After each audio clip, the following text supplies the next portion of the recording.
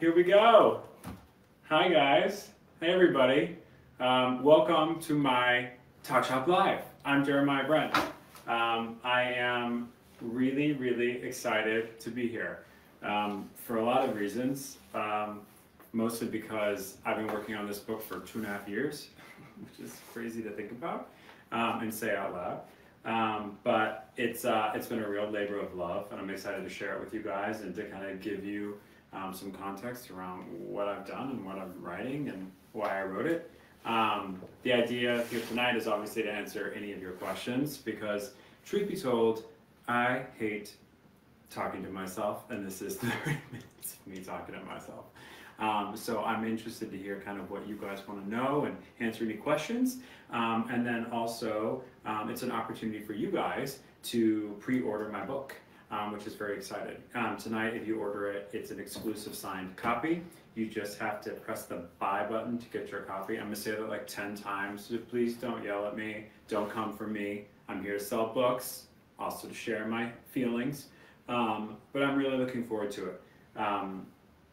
I will never forget when I decided to write a book. I've always wanted to write a book. And I have such a huge respect for books and a love for books. That's kind of the first way that I traveled the world before I could actually travel. But I always wanted to kind of create a book, a design book that wasn't about design, which is easier said than it sounds when you try to sell a book. But we've all seen really beautiful design books where you look through the pictures and you see gorgeous imagery and you see spaces that are amazing and you're like, wow, I love marble, it's so cool. But I wanted a design book that was about people and about stories. My husband and I've talked about this a lot, so it's probably not news to anybody who's had to listen to me before. But my husband and I have moved 10 times in 10 years, which is not an exaggeration, and I began to think that we were severely broken, because I'm like, what is wrong with us? Why do we keep moving? What issues am I having here? What can I not figure out? And so that was really the impetus behind the book, is going and finding and meeting people that I have met, or people that I love who have changed our lives, that have a space that they've never left, the space that keeps you.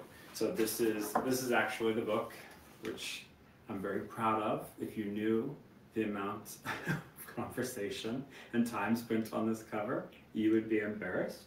The picture on the cover is actually a photo that I took of a home in Portugal, which is in the book, that I took on my phone, I believe, the day I found it. But essentially, this entire book is a love story. Every person that I meet, it's a love story about home and what it means to them. I'll show you just a little bit, and then obviously I want to answer your questions because it's really distracting to see them all come through and not be able to answer any of them yet. I'll read you, actually I'll do this first. I'll read the first paragraph of the book that I think sums up what my intentions were going into writing it. I worked with an amazing editor. Her name was Sandra Bark. She was amazing. She helped me with everything. But this is where it started. This isn't supposed to be a pretty design book. It's an emotional design book. Instead of being about what is obviously beautiful, it's about what is weird and thoughtful and special to the people who love it most. The idea of home is something I think about all the time. Not just the aesthetics of a house, but what makes a home that people stay with. That's something I've never had and I've always wanted. Throughout my adult life, I've lived in so many places that they all turned out to be temporary. 10 years into my relationship, Nate and I had moved 10 times, and I started to wonder what was wrong with us. Are we broken? Why couldn't we just stay anywhere? I wanted to understand what it takes to fall in love with a space, because my fantasy was to truly come home. The idea of this book, when I started it, was to take what is a profession and understand at the roots what I should be doing differently and how I should be living differently. It really changed over the course of the 2 years writing it, the way I look at design and the way I approach design. The most memorable spaces that I've ever been in have nothing to do with opulence or how much money people spent, but they're the truest reflection of the people that live in the house, where you walk in and you can feel a marriage that's lasted for 28 years. You can see where children, scuffed up the baseboards. You can see where there's been one too many dinners with one too many cigarettes for the last 25 years. That is really what this book is about. And it didn't set out to be that, but it's what it turned into, and it changed definitely the way I look at design. I started writing it during COVID, which was such a blast logistically, for anybody who remembers what that was like. We go everywhere from Venice to this book to Montecito. We go to Sicily. We bounce around New York, California, obviously.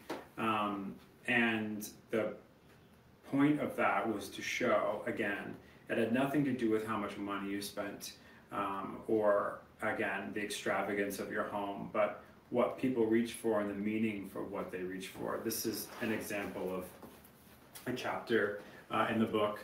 These are actually dear friends of mine, Brooke and Michael Haney.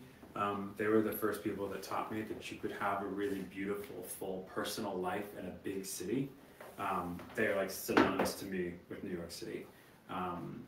They were the first people that ever made me really feel like home here.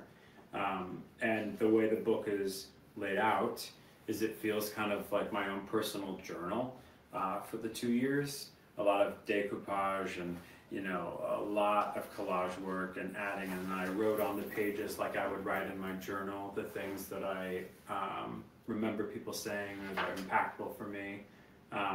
So it's really personal throughout the whole thing. I'm going to take some questions because I'm tired of talking about myself in my book and I'm mortified. So let's see what everybody says. Hi, Shelley. She asks, can you show us some of the photos in the book, which I'm thrilled to just have done, like this guy. This is a palazzo in Venice with a really beautiful story. It's one of my favorite stories ever of two of my dearest friends, Bianca and Gilberto. But it's really a special story about love and resilience and the strength to never give up. They're formidable people. You can see it in the pages of the book. Do I miss living? Okay, Marion asked, do you miss living in Los Angeles at all? I don't, Marion. I loved LA. It was really good to us. I actually am in LA so much because I have an office there, and because of Atrio, this store that I own, I am there so much, 3 or 4 times a month. So I get my fill, and then I run back to the city. But I love LA. I like the weather, obviously, like anybody does. But New York, for me, you're part of the world here. I don't know, it's just, I love it. And I love raising our children here. The West Village, where we live in particular, is like this little neighborhood and this little pocket inside of a big world. And it feels very intimate and small, which I really love. Especially as I get older, it turns out, which I can't believe I'm saying out loud. But you miss me, you're in LA. I'm there all the time. I'll see you. So excited. Stu says, so excited to see you. I bought the book today. That makes me very happy. I will tell you that this whole process, this is the first time I've ever actually spoken about the book in any type of public forum, and I do feel like throwing up, if I'm being honest with you. It's like the third baby. I took it so seriously because books, like I said, have been so important to me in some of the most pivotal moments of my life. I remember my first date with Nate, my husband. We went to dinner, and it was perfect, and I got out of a movie, which I didn't think was possible, and then we came home and spent hours. We must have been up till 4 a.m. just with books everywhere, talking about what was beautiful to us and what we loved and what mattered to us, and then also discovering things. And I don't know, there's something to me to this day, like the sense of discovery that comes from a book, the opportunity you have to kind of transform parts of yourselves and learn things about yourself you didn't think it was possible in the safety of your own home. I don't know, I love it. And to kind of create something that will live in somebody's space, I don't know, I'm very excited about it. I took it very seriously. Ask anybody that works with me. I'm a particular dose of crazy, but I love it. Jenny asks, how long did it take you to write this book? Like I said, it was around 2 years, but I had a lot of help, a lot of people that helped me pull it together. an amazing group of women that I work with that were there for every step of the way to really help to kind of protect the vision that this book represents. I talk about all of them in the acknowledgments of the book, but there's a lot of people that helped make this possible. So I'm really grateful about that. Let's see. Madison asks, tips and tricks for small spaces. That is a pivot, but I will go there with you. I love a small space. Again, speaking to the book, you'll see there's some homes that are, you know, in apartments with a couple bedrooms, but what's beautiful about it is that people don't design, in this book at least, they don't design their spaces around the limitations of space or even architecture sometimes. You know, the moments that tether them to the house or how they craft their space, which is something I talk about all the time. But you see it, especially when you go internationally, because international design, you know, they've been doing it for hundreds and hundreds of years, and it's like the kitchen table's right in the center of the kitchen because that's where it needs to be.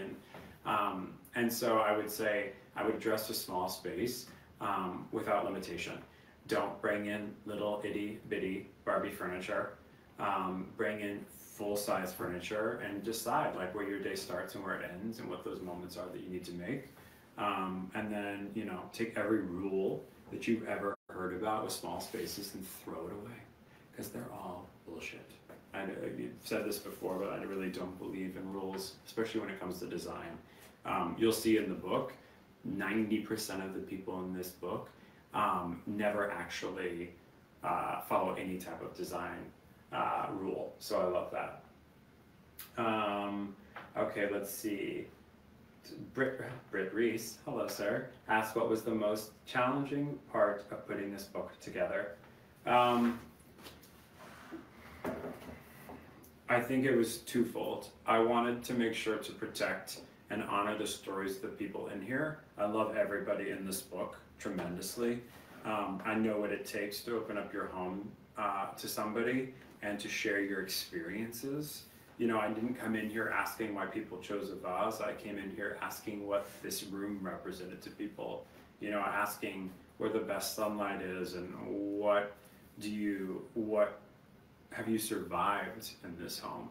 So the questions were different and they were really personal and people had to be very vulnerable. And then I took their stories and how they shared their view of their home, and that's how we photographed it. I found this amazing photographer, Paolo Abate, out of, I think he's in Lake Como, but at the time it was COVID and we messaged him and we're like, is there any chance that we convinced him to come? And he shot the whole book with us. And I adore him. He was very patient with me, making sure that we got everything right and that we honored the people in the book. So yeah, I wanted to honor the people in here. I also wanted to create something that felt different than other design books.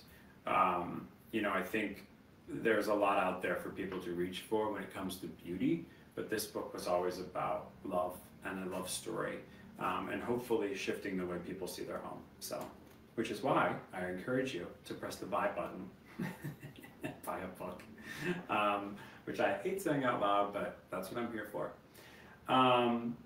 Laura asks, how did you decide on the title? Okay, this is going to sound very bougie, but it's not intended to. But I was at I was at lunch at Oprah's house, and don't judge me, who I obviously adore and love, and I was talking about life and love and home, and she said, you should write a book. And I was like, I have always wanted to write a book, I just don't know what I want to say. I said to her, I'm really obsessed with this idea of a space that keeps you and why people didn't leave. And she looked at me and said, that's the book you're meant to write. And let me tell you something, when Oprah tells you something, you listen. And I did. So that whisper became the book, and I never looked back. So she's actually in the book, which I'm very proud of, in a really intimate, beautiful way. So yeah, it all started there. I'll never forget that day. Gina asks, what color scheme are you most drawn to? I would like to say that I love neutrals, which is, I'm in my office currently, you can see, but it's really changed because of the book. You know, like I said, you go through here and you can really see the breadth of color. You know, my dear friends who passed away, but we shot their house, James and Alexandra Brown, their house was so saturated with color and personality and texture and layers and life. This is a shot of it. You can kind of see. It made a huge impact on me because I thought to myself, God, there is so much freedom in color. So I'm definitely gravitating lately towards more color, like deep saturated hues or something that I find a lot of peace in. I also love black, which is not a surprise to anybody, much to my husband's dismay, but I love, you know, a real dark palette. Moody, the opposite of me internally. Alex asked, does this book feel like your baby? Yes, I said that. It does feel like a third child. You know, my family, I talk about my family in the book because when I started the book simultaneously, I was fighting to get the first home that Nate and I had ever purchased back, and I got it while I was writing the book, which was this really crazy moment when I'm talking through roots and legacy and story. And so, you know, I'm always thinking about my children when I create. I want them to be proud of what we do and what we represent, and you know, and the same with this book. And they're in it. They're a lot. They're in it more than I thought they would be, because they've obviously impacted me in ways that I didn't even know until I started writing. But yeah, here they are right there. I mean, come on. They don't even look like that anymore. They're so much bigger. It's heartbreaking. Laura, I love the story behind the title, and I love Oprah too. Me too. What's not to love? That's what I say. Kashmir, which I hope that's really your name because it's fantastic. How would you describe a home in 1 or 2 words? I would say a reflection of your experiences, which seems very broad, but I think that's really all it needs to be. Like I said, you know, I feel like culturally, especially with design, you know, listen, I was on design television, I am on design television. We're taught so much about what you need to do and what you should be doing, and less about, you know, exploring who you are and where you've been, where you want to go. And I think that that's really the takeaway from this book for me, is it was a redefinition of beauty and the types of beauty that we should be reaching for our home. Let's see, Patrice, how did you get into design? Did your parents want you to go into law like them? Wow, Patrice, good with the homework. No, they did not anticipate that I would be a short gay decorator. Surprise! I didn't either. I didn't even know it was a possibility. I got into design purely by accident, completely passion-fueled. I was working for a stylist, Rachel Zoe, and cared more about the sets and the furniture than I did about the jewelry or the clothes. And she was the first person that really looked at me and said, you should be following your passion. I didn't know that that was an option professionally. I kind of just did whatever I needed to do to survive, paycheck to paycheck. And she was the first person that said, if you can do this correctly and you can do forge your career and your passion, you're gonna have the most beautiful life. And she's right. The next day, next month, I started my design firm, and I never looked back. And it's been, and is still, the best decision I ever made. Okay. Let's see. Gina, how do your and Nate's design perspectives different? Well, you have to ask Nate, because I always feel bad answering for him. I'll answer for what I think, which is not that much, to be honest with you. I mean, aesthetically, we pull different things, and I think we like a lot of different things, but then we also like a lot of the same things. And I think the intentionality of the way we create is very aligned. I met Nate at a time in my life where I was in a very different place than he was professionally, still earning You know, the respect that I'm always still trying to earn that respect creatively and professionally, but he always respected me and always believed me and always listened to me. And we have a really good time creating. We are brutal to each other creating because there's no feelings. So if you don't know us, you're kind of like, are they okay? Are they well?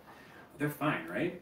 But it's like the one thing where like there's, you know, nobody has any feelings when it comes to design in our house, which is good because we are rough. Donna asks, what are the best design tips for renters? I think it's an interesting time for renters when it comes to design as well, because there's a lot of cool applications and things you can do. There's companies like Paper that you can, you know, adhesive wallpapers that go on and off that are really beautiful. There are homes in this book that, you know, were built in this 15th century that you can't really paint on the walls, but there's fabric draped in ways that feel really interesting and furniture placed in ways that feel special. I think, you know, playing with paint in a way to kind of bring in architecture is really interesting and a smart thing to do for renting, because paint changes a lot. But again, it's a good time to rent because, you know, there's a lot of things you can do that aren't permanent.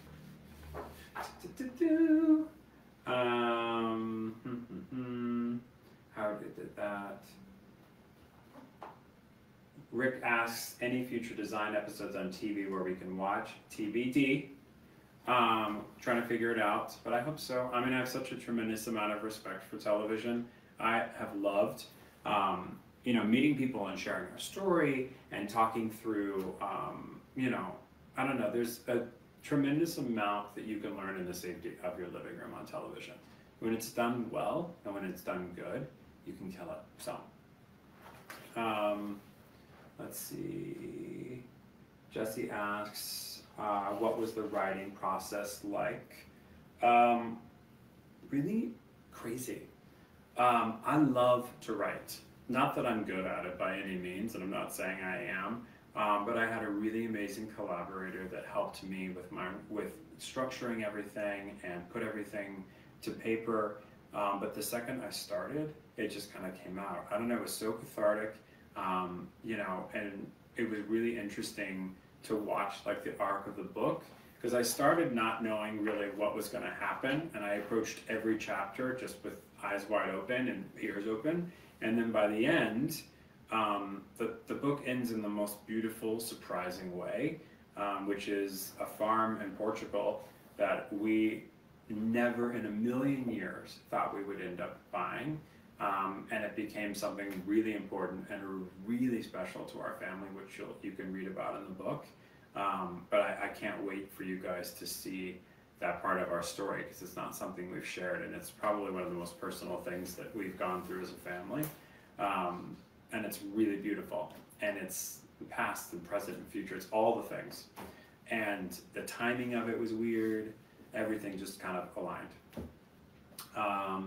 Allison, how would you recommend introducing a color and a neutral interior?